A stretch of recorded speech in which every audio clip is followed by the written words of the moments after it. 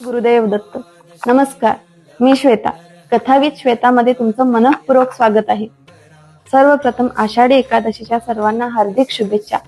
या चॅनलवर आपण संत चरित्र, दत्त संप्रदायातील प्रेरणादायी कथा आणि आध्यात्मिक प्रसंग क्रमाक्रमाने जाणून घेणार आहोत. आजपासून आपण सुरू करूया परमहंस परिव्राजकाचार्य श्रीमद वासुदेवानंद सरस्वती टेंबे स्वामी महाराजांचे संपूर्ण चरित्र.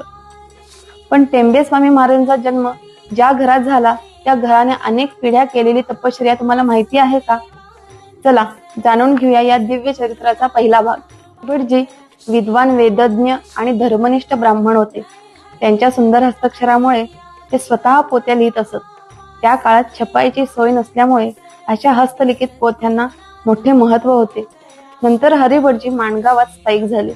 त्यांचे पुत्र गणेश भटजी लहानपणापासूनच अत्यंत सात्विक, विरक्त आणि श्री दत्तभक्त होते. त्यांना अनेकदा श्री दत्त प्रभूंचे दर्शनही होत असे. ते वारंवार गाणगापूर येथे सेवा करण्यासाठी जात असत. एकदा श्री दत्त प्रभूंनी त्यांना दर्शन देऊन सांगितले, मी तुझ्यावर प्रसन्न आहे. आता गाणगापूरला येण्याची आवश्यकता नाही. यानंतर घरात सतत धर्मकार्य, जप, गुरुचरित्र पारायण, अतिथी सेवा आणि यक्षिणी देवीची पूजा चालू राहिली.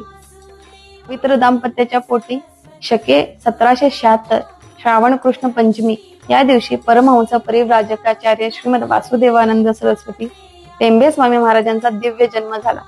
ग्रंथात म्हटले आहे की शुद्ध बीजापोटी फळे रसाळ गोमटी, म्हणजेच जिथे शुद्ध आचरण, भक्ती आणि तपश्चर्या असते तिथेच महान संतांचा अवतार होतो. मित्रांनो, टेंबे स्वामी महाराजांचे संपूर्ण चरित्र हे प्रत्येक दत्त भक्ताने वाचावे असे अमूल्य आध्यात्मिक धन आहे.